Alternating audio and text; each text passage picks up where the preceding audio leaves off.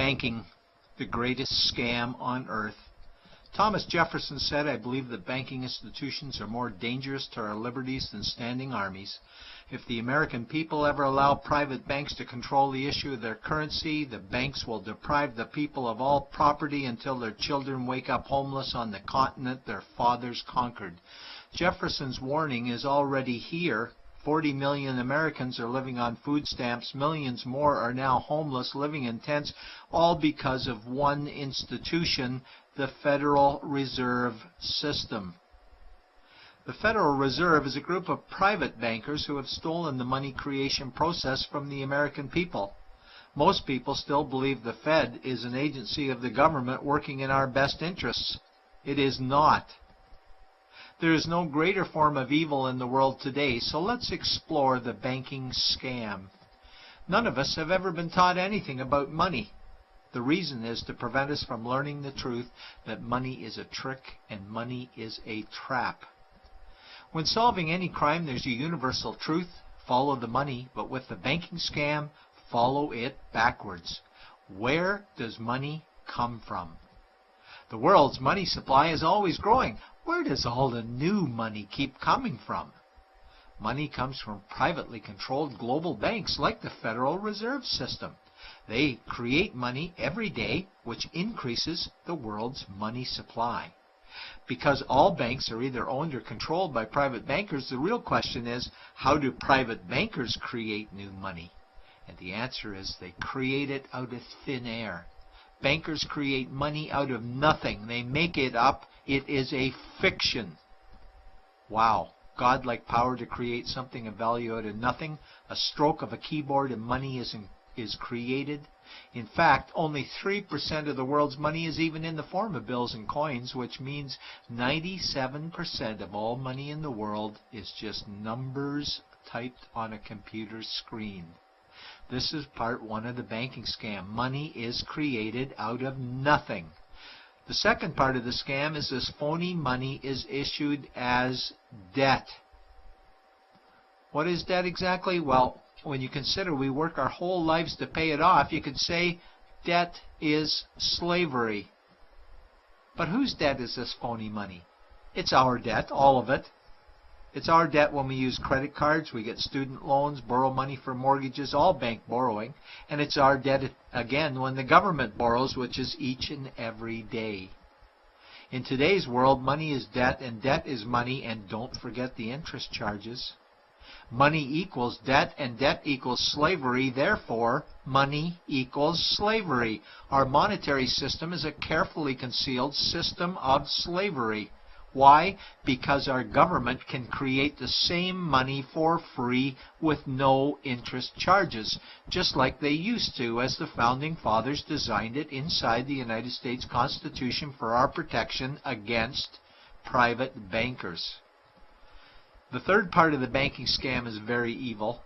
When bankers create money from nothing and issue it as debt, they only create the principal portion of the debt. They do not create the money for the future interest payments. There is not enough money in existence for all of us to make our interest payments. In fact, our money creation system is even mathematically impossible.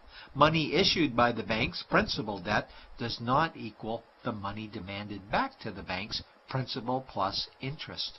We are forced to play a game of musical chairs to see who can make their debt repayments.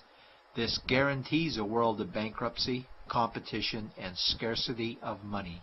For example, we go to the bank to borrow money for a house, let's say $100,000. The moment we sign the loan document, the bank creates the money out of thin air. A $100,000 debit gets registered for us and a $100,000 secured credit for them. Then one of two things happens. Either we give the bank 30 years of labor making house payments totaling $300,000 for the original $100,000 we borrowed, or the bank takes our house. The bankers get either our labor for life or our house, and often they get both, all from money created out of thin air and issued as debt, for money made out of nothing. This is why all the bankers end up with all the assets. The fourth part of the banking scam is inflation. People think inflation is prices and costs increase. A better answer might be the value of our money always goes down. Inflation is created every time the central banks print money, which is every day. Where does all this new money get its value? The answer is it steals its value from the existing money supply, where our savings are. Our savings are disappearing because of the new money they're printing. If money creation was in balance with goods and services, there would be no inflation. Prices would stay the same. But the reality is banks always print money, driving prices ever higher, which steals the value of our savings, making them disappear. Since the private bankers created the private Federal Reserve in 1913, the United States dollar has lost 97 cents in purchasing power. An item in 1913 that cost $100 in 2011 cost $2,230, a price increase of 2,130%. This is the banking scam.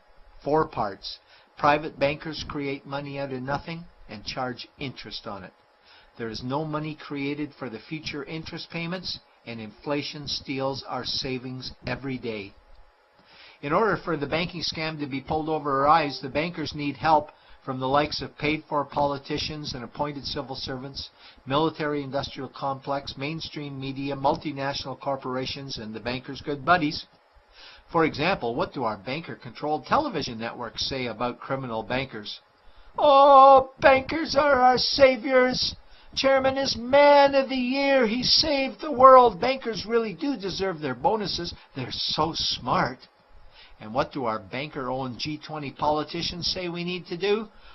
That we must save our banking system, and now we need austerity measures, like increasing existing taxes and bringing in new taxes, cutting our social programs, including education and health care, stealing from our pension plans while increasing the retirement age, keeping us working for more years at lower wages while placing our children and grandchildren in debt and servitude for their future lives.